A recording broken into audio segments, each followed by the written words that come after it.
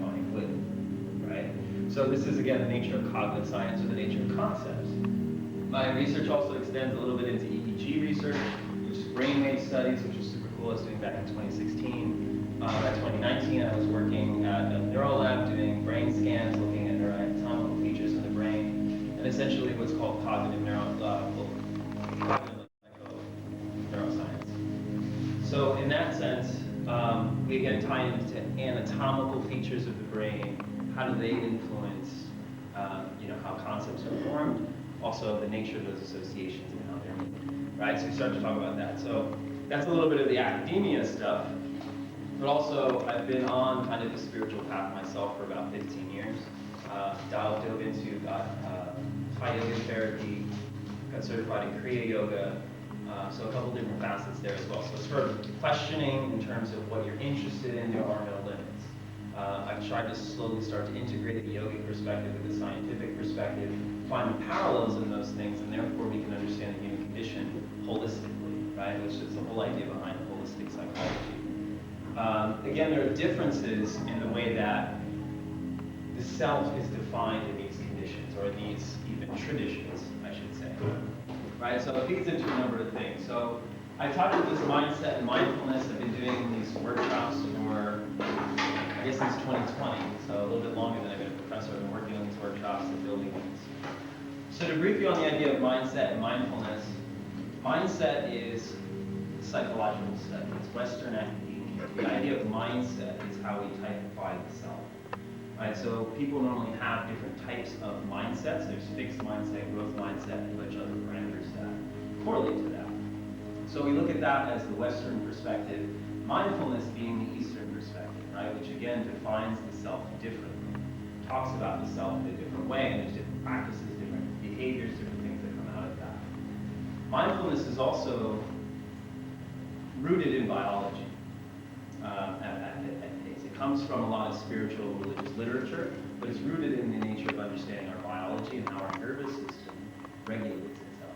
And there are behavioral practices we can do that allow the nervous system to regulate, right? So mindfulness, coming out of really the yogic meditation idea, mindfulness is actually a Western word created to kind of assimilate these ideas, talk about those ideas in a frame that is empirical.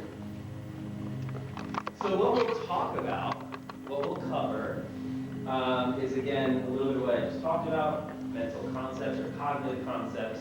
Again, the nature of our world is thought. And there's a difference, a lot of times too, between when we talk about perception and perspective, right? So perception is a biological facet. Perception is what we see, what we hear, what we experience, right? And sensory neurons integrate into the body and our extrasensory, perceptions.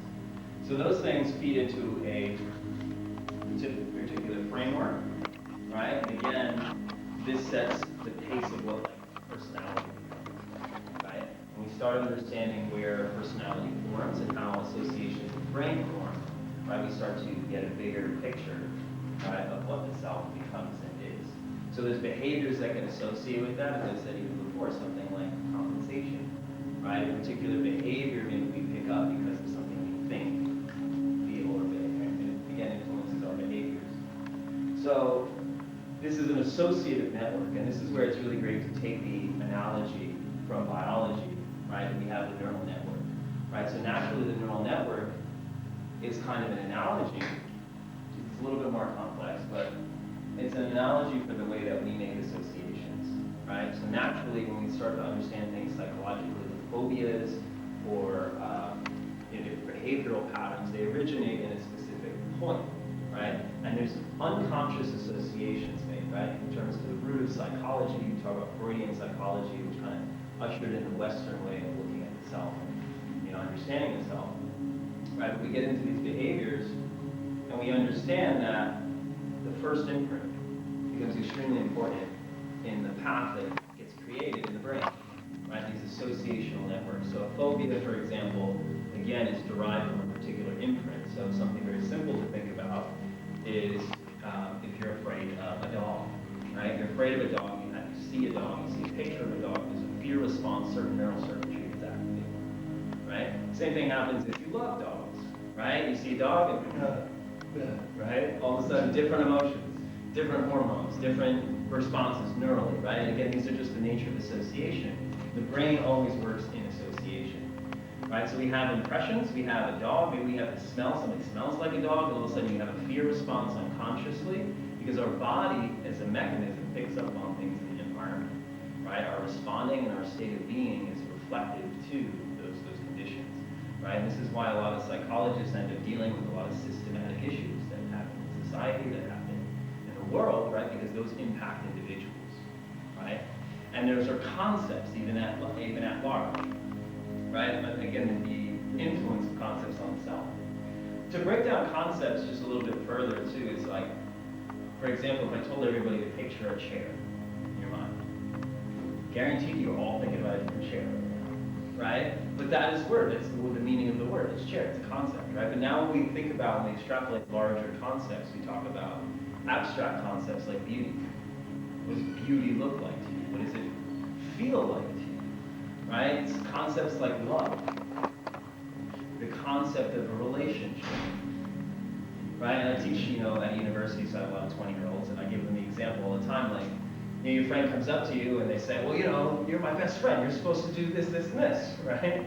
And now there's a difference in my conception of what a best friend does and your conception of what this person does, right? So notice, based on these concepts, our behavior outlines in a particular way, right? We find particular routes, and even what Freud calls something sublimation, right? We have these internal feelings, we try to find appropriate avenues for those things, right? It's the sublimated process. And again, the things that gratify those desires in us now become associated, right?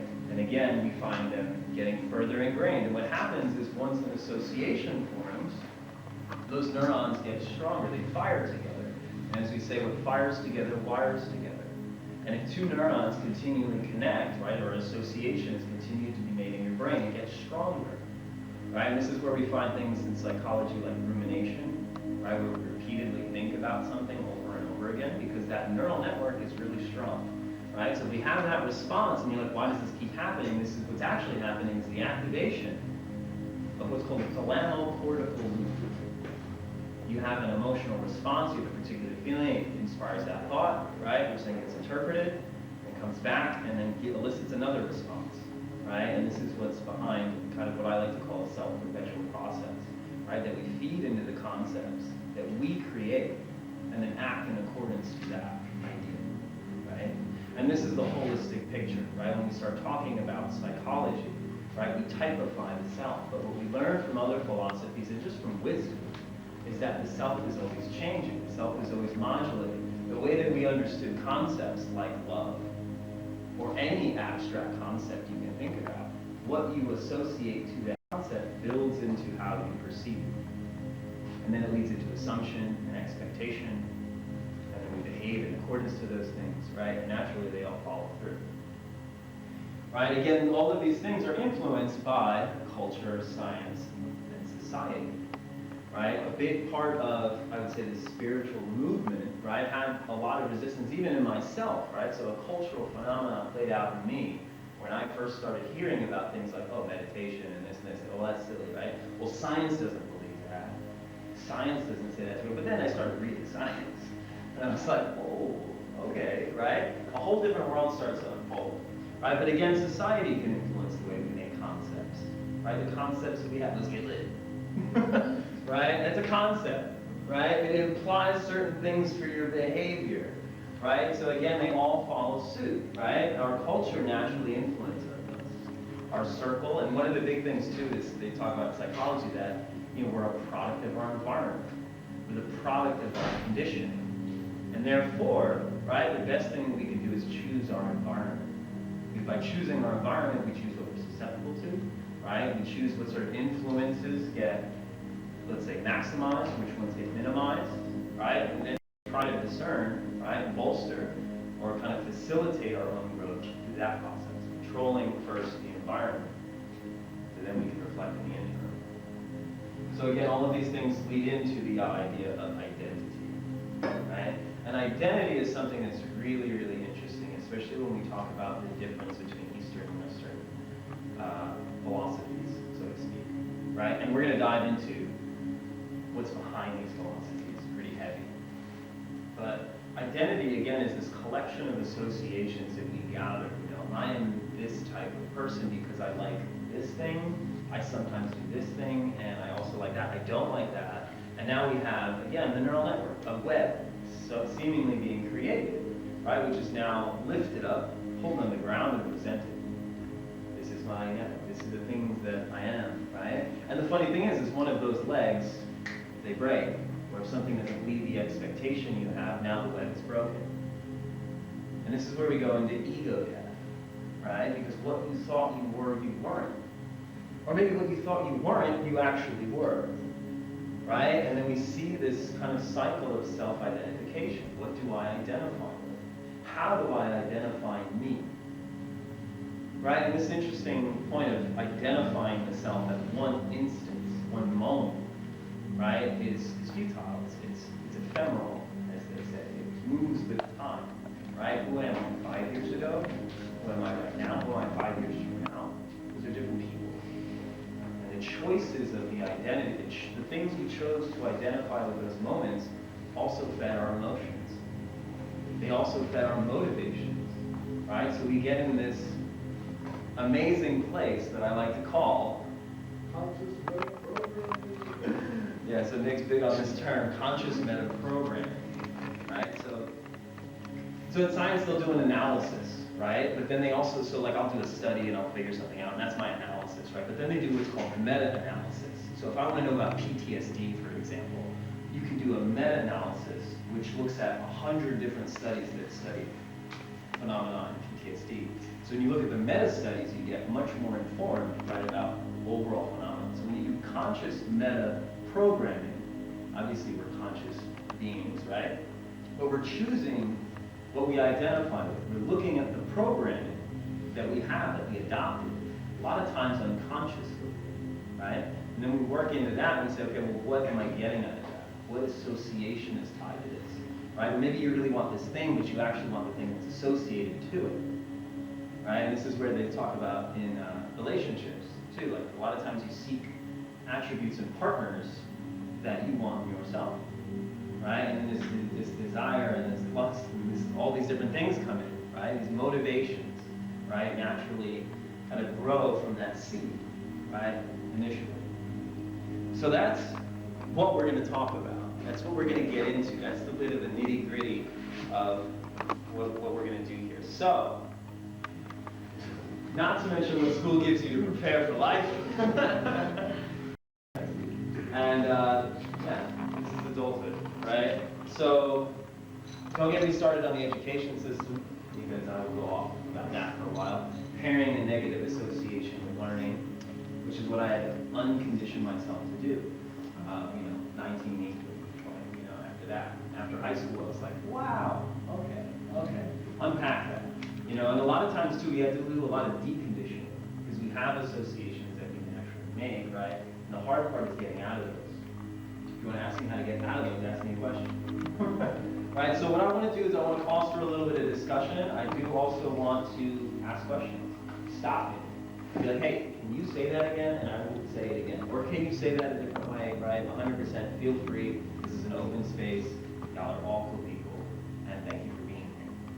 So, what I want to know from you guys, just a little bit, if you feel comfortable speaking, what brings you here?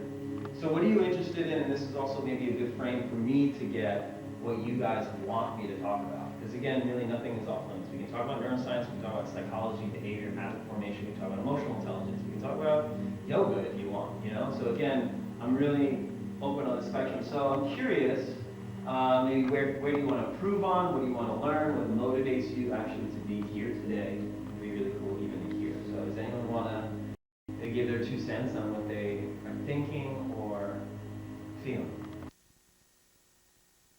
Non-responsive, if you play music from like the 50s or wherever, whenever they grew up, they light up.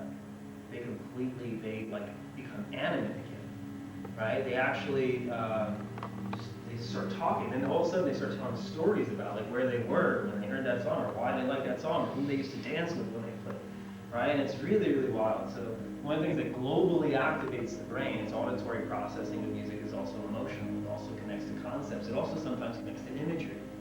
So this one thing can become very multisensory, becomes very, very enraged in the brain, and also because it's emotional, it has a higher probability of being encoded, right, or stored, right? And you know, I'm not biased being a musician. But again, brain localization naturally occurs, right? So we naturally understand that the brain stores information in very specific places, and the interaction between those things and the connections between those things strengthen the way that we make sense of the world. Your brain also operates in waves. So there are brain wave patterns that also happen. So this is irrespective of the actual wiring of your brain. As we talked about mental frameworks and association, this is the wiring, but also the brain pulses electrically, and it pulses from different places, right? When you're sleeping, obviously your brain is very low in activity, right? We're in delta and theta wave sleep, right? You can apparently get to theta wave brain states in deep states of meditation as well. But delta and theta are a lot of what happens in sleep. What's going on there is we're actually producing growth hormone. The first 4 hours of sleep is growth hormone. Basically, your brain essentially goes to the lowest it'll ever be in those first 4 hours.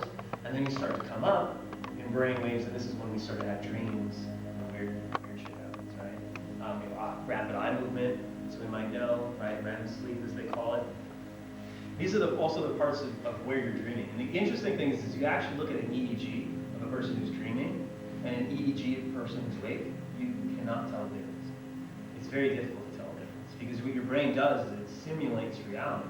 So you're visually stimulated. If you're seeing something, if you close your eyes and you can picture something, it's activating the occipital cortex. It's activating the same exact part of the brain as if you actually saw it. The only thing that stops us from reacting is that there's a little switch in your brainstem that stops that from going down and actually activating. Because how do we move our body? Motor commands, right?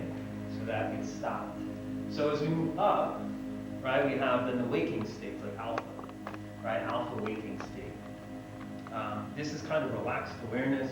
So you guys might be in alpha, right? The more and more we think or try to rationalize, since we might be thinking pretty hard, we might be in beta, right? Which is the next, anything above 13 hertz. And beta goes all the way to 30 hertz, from 13 to 30. And again, thinking that a beta wave being 30 hertz goes through, right? That actually means that there's electrical activity going back and forth 30 times per second, right? So thinking about the speed of computation, a neuron itself is able to fire sometimes upwards to 1,000 times a second, right? And thinking about how we have a rationalization, we have a thought, it takes a couple seconds even to say it to yourself, right? There's been thousands of different firings going on, right, and wiring happening during that period of time. So after beta, when we're in a high, very alert state, we go to gamma. And gamma is anything above 30 hertz. Again, 30 oscillations per second, right, which is very, very fast for the brain. So we do see a lot of gamma waves in visual feedback. For example, if I'm running on like a forest trail and I'm like hopping over, you know, roots and moving and the elevation's constantly changing, right? There's a lot of, in terms of visual feedback, we see gamma waves in the back of the brain. But we don't normally see gamma waves in other parts of the brain. One thing that does activate gamma waves in other parts of the brain is meditation. So people who are meditating, who, from the perspective of Western science, are, you're just sitting there, what are you doing? You're not doing that, right? You're not doing anything, but we see the highest possible brain activity in that person. And this is where science really had to turn around and go, okay, like there's really something, like they're getting unparalleled type brain states occurring in these states of mind, right? And then you try to ask them about that, and they'll tell you about like Shakti, and you're like, what? And then the unparalleled, right? The difference in concept, right, between the Western mind and the Eastern mind, right? Shakti might be the destroyer, might be the breaker of bonds, and then it becomes archetypal, then it becomes poetic, then it becomes understood linguistically, right?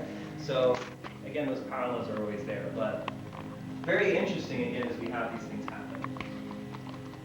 sensory integration. You guys like neuroscience? You guys into it? You guys dig it? I got a woo, I'm doing it. So an interesting facet of how the brain really operates in terms of controlling the being state is what we call psychoneuroendocrinology. Psycho being mind, neuro being brain, endocrinology being the hormone, right? So, and also just to distinct, the mind influencing the brain, right? Mind is what's happening. It's your Cartesian theater, as we call it. What's going on in your mind? What are you thinking? What are you doing? Like, things like that. The second you think of a concept, if I tell you to think about a pink elephant, right? It happens, all of a sudden it activates the concept in mind, and then it will activate different responses in the body, if necessary. If I tell you to think about your last lover, everyone's, right, physiology could blow up. Again, induced by a thought. The thought was the concept. Lover, a word, associated, now your brain brought in all these other associations. Oh, so how did that last relationship end? Or how do I relate to that person? Or, you know, what does that person mean to me? Or why was I attracted to them? Was it fall out? And then we have this kind of, again, beautiful holistic picture. So, in terms of, we've been talking a lot about science today. I guess I'm just on one about the science. So, let's talk about mindfulness. Let's reframe a little bit. I gotta get into a different state of mind to do that. So in mindfulness, again, as I said before, the awareness is one-pointed, right? When we initially get into mindfulness or meditation, we might do something like, as we said, visual guided imagery, right? To take the body away from its embodiment in space, right? Again, we exist in a socio-cultural, economic structure, which influences all sorts of ideas, parameters, different things into the mind, right? But as we try to decipher kind of direction, we try to come back to our natural state of being. Again, the natural state of being is joy, right? We can get pulled out, and what we'll do, again, through that use of visual imagery, right? We allow ourselves to be pulled out of that natural embodiment. We transcend for a moment, even for 30 seconds, we can transcend the feeling of what it feels like to be you. And the curious part is like, what does it feel like to be you? And now answer that question without words. Answer that open-endedly to yourself. What is my state of being? What is my state of feeling? Right? And the curious part is as you get really good at this, you can start to modulate your state of being. You can start to alter the state of being directly, without concept. So what's really cool is in Reiki, for example, they use symbols to associate to certain states of being. So they'll get into a meditative state, relate to a very deep, and you can use a psychological trick. You can do the 3-2-1 method and take this home with you, right? Whereas you just sit down initially and you say the word 3. And you relax and you let go of the day. You start to become neutral. And you say 2, right? And you go a little bit deeper. You start to depersonalize. You start to, and there's a lot of yogic tools and tricks that I can't give you in 2 hours, right? That'll help you get here. But then you want to come to, again, the deeper levels of self. Think about the resonance. Think about neural resonance. Understand your brain works in specific ways, right? In ways, right? And not to say that we want to get to the highest state. We want to get to the highest brainwave because this again creates division in the mind. Because in order to meditate, we want to first go into the acceptance of self before we move into trying to alter the self. Right? Acceptance of self is probably at the root of meditation, and it's a sentence. It's one sentence. But it's, again, do that without words. Right? Just how does it feel to be you? Answer that without words. Feel that without words. So in Reiki, as they start to get to the 3-2-1, when they get into 1, they know that they're somewhere. together, they're in the proper space. Do whatever you want to do. But then what happens is, again, when you come back to that method, 3, 2, 1, maybe you do it faster this time. Maybe you did it, and not to think, don't think, oh, I did it really fast, right? Ego, right? Why is faster better? Right? Maybe it took longer. It doesn't matter, right? You still get there. But what happens over time, again, understanding the principles and like what fires together, wires together. When we do something, those neural connections get stronger to the point where 2 months into doing this, you sit down and you can go 1, and you can feel it right away. And again, you do that for 6 months, you can be looking someone dead in the face and you can think to yourself, 1, and you can bring yourself into a specific state of being through that use of association. So I encourage you, the 3-2-1 method is a really cool one in terms of de-escalating the nervous system, but also pairing associations with specific states of being. So it becomes a really fun place to kind of play around. And you may even use a word. So you might get to a really good spot in your meditation and say surrender. It could be any word you want, just whatever intuits the word for that moment, which would mean there's already existing associations with that word. So now, build your own associational network around that word. Also, again, your state of being, mood congruent memory, right, becomes now associated.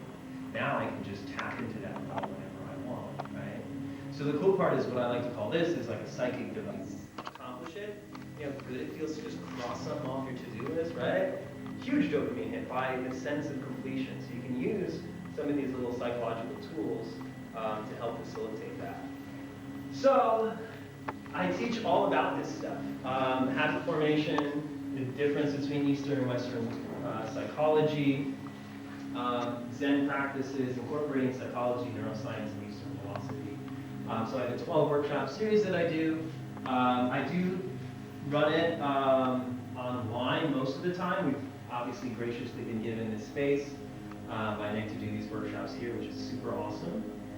Very happy to be here. If you guys are curious as well about this program, maybe talk to me after, but also in lieu of this program, I recently made something that's super, super, super, super cool, is I now have this access on an app. So you can literally once a week get these lectures, you get personal practices that will tell you everything about everything. Right, so look, this is literally open to a habit formation thing, and I literally made an Excel sheet and a video of me like breaking stuff down. Each one of these has a workshop. The first workshop is called the internal activators of the mind-body system. So that's about spiking motivation, about learning, about kicking off the fire in order to hit the process, right? So there's the workshop video in there. There's another one of movement practice. There's one bunch of, even if you click one of these, exercise in your brain. I wrote a whole thing on exercise in your brain. There's a Harvard article, there's a New York Times article, there's a thing about exercise and metabolism in the brain. So this is all really built out. So if you want access to this, you can get access to this today if you want. So talk to me after if you're very interested.